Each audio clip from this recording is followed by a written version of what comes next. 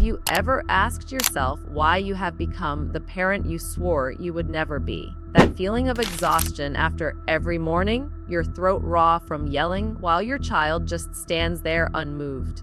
I know that feeling because I lived in it for 3 long years. Forget about that pile of messy toys for a moment. Close your eyes.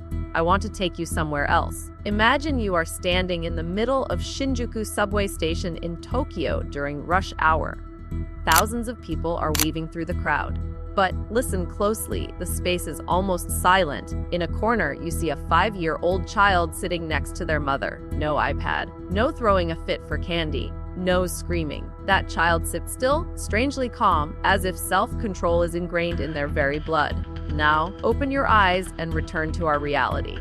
The supermarket on a Sunday afternoon, piercing screams at the candy aisles, or right in your living room this morning. I told you to put your shoes on. That's the 3rd time 80% of us admit to being overwhelmed and driven crazy by tantrums. Why is there such a stark difference? Are Japanese children born with an obedience gene, while our children are born to test their parents' limits? The answer is no. There are no genetics involved here. The difference lies in how the child's brain is programmed to react. Here is the painful truth that took me many tears to learn. When your child doesn't listen and you choose to yell, do you think you are teaching them? No, you are destroying their ability to listen. Neuroscience has proven this very clearly. The moment you raise your voice, you activate the amygdala in your child's brain. That is the red alert center, triggering fight or flight mode. At this moment, the child's brain is flooded with cortisol, the stress hormone. And do you know what cortisol does? It acts exactly like a circuit breaker. Snap, it completely shuts down the prefrontal cortex. And ironically, the prefrontal cortex is the very place responsible for logical thinking, for listening, and for cooperation. To put it simply, by yelling to force obedience, you are making it biologically impossible for your child to listen to you. We are not teaching discipline. We are training our children in a terrible reflex, to only act when their parents have truly lost control. We are teaching them to wait for the explosion, instead of teaching them to ignite action from within themselves.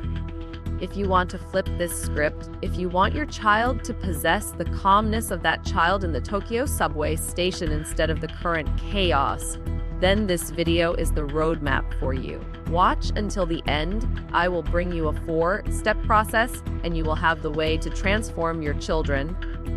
So, what should we do? Buy a bigger whip or banish our child to the naughty chair? No. To change the game, we don't need iron-fisted discipline. We need a brain-friendly process. I have divided this process into 4 distinct stages. You should follow them step by step and do not skip any stage. And of course, this is the process I applied with my own children. I found it incredibly useful and want to share it with you. However, if your child is facing other issues requiring medical support, I strongly advise you to visit the nearest clinic or hospital for professional help. Now, let's move to the first stage. This process begins before your child even opens their eyes to wake up. The Japanese call it Kage no Doryoku, effort in the shadows. Imagine yourself as a silent architect, laying a solid foundation so that emotional storms cannot tear down your house. First, let's talk about the gamen mindset, calmness. Be honest, how did you react this morning when your child spilled the milk?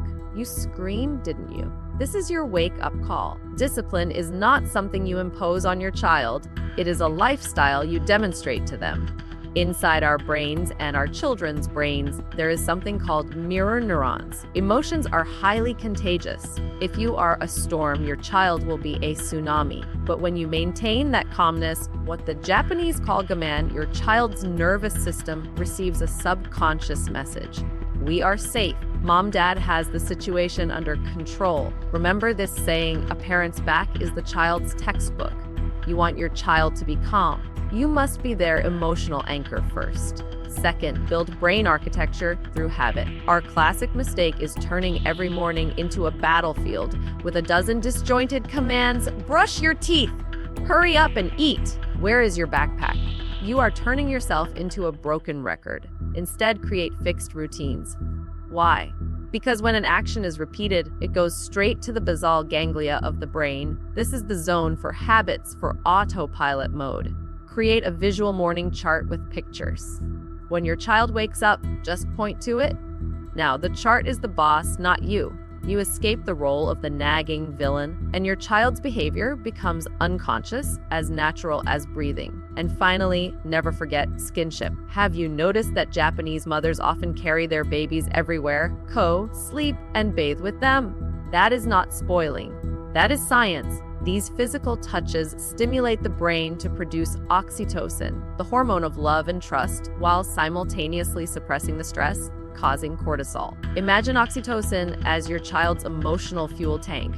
When this tank is full, your child will naturally want to please you. But when the tank is empty, they will throw a tantrum to demand attention. So before you correct, connect. A 10-second hug is more powerful than 1,000 words of warning. 99% of people. First, let's talk about why you're drowning in content but not getting smarter. Force yourself to compress what you're hearing into your own words, which engages all 3 types of processing at once. Principle number 4 is next. You need to do it the right way by synthesizing your thoughts. There was this analysis in the 2000s of 50 different writing to learn studies, and it completely changed how everyone thinks about writing. Now, the big takeaway was that writing doesn't. Next, let's move on to the 3rd stage. This is where 90% of parents, including my former self, fail miserably. After you ask the captain of shoes the question, I want you to do something that sounds easy but is actually incredibly difficult to execute. Zip your lips. Be absolutely silent and start counting silently in your head. 1, 3, 4, 5. Why go through such trouble? Because your child's immature brain is not a brand new supercomputer. Neuroscience shows that children need at least 5 seconds to perform a complex process, disconnect from the current task, process what mom said, formulate a plan, and finally command the body to move. But what about reality? Admit it, usually within less than 2 seconds, you have already jumped in. Didn't you hear me? Hurry up. Do you know what that action is like? It is exactly like frantically pressing the reset button when a computer is trying to load a heavy file. You aren't helping the computer run faster, you are causing it to crash. Even worse, when you fill that void with urging words, you are teaching your child a harmful lesson. Mom's first words are garbage, holding no value. Just ignore them. Waiting until mom starts screaming to act is not too late. The Japanese call this moment of silence mimamoru, which means loving by stepping back and watching over. Do not rob your child of the opportunity for independence right at second 0 because of your impatience. Trust in suppressing the urge to intervene. Observe your child and wait for the magic of self-discipline to appear at the 5th second. Next is the final stage of this process. After those 5 seconds of silence, the chessboard will split into 2 scenarios. And this is where your true mettle is tested. Will you be the rescuer or the coach? Branch A, when your child is dawdling, forgets, or struggles. This is when your parenting instinct will scream, "Do it for them, so it's faster! I'm late for work!" Stop right there. Don't be the rescue hero. Be the coach. If your child is still bewildered, use a question to activate their thinking instead of using your hands. Captain of shoes, what is your first move? If they can't find their shoes because they threw them around messily, let it be.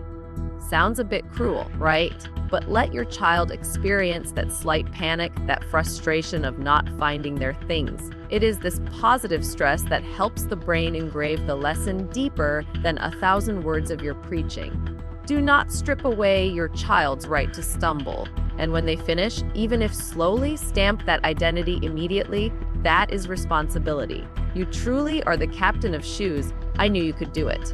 Let external actions soak in and become internal character. Branch B, when your child explodes and screams. At this moment, remember one thing, Wells. When the child screams, the logical cortex has powered down. Your child cannot hear reason right now. Any explanation or teaching from you at this moment is just adding fuel to the fire. Golden rule: connect first, correct later. Get down low, touch their shoulder, or hug them. Use the mirroring method to reflect emotions. I see you are very disappointed because you have to stop playing. Only when feeling understood, that, ah, mom understands me, will the nervous system cool down and the alarm in the brain turn off. And only when the storm passes, when your child is completely calm, only then do you teach. The Japanese teach their children about meiwaku, the nuisance. You screamed too loud earlier. The floor is very sad and the neighbor downstairs might get a headache. Teach your child to look out at the world, to know how to harmonize with the community, instead of just looking at their own ego.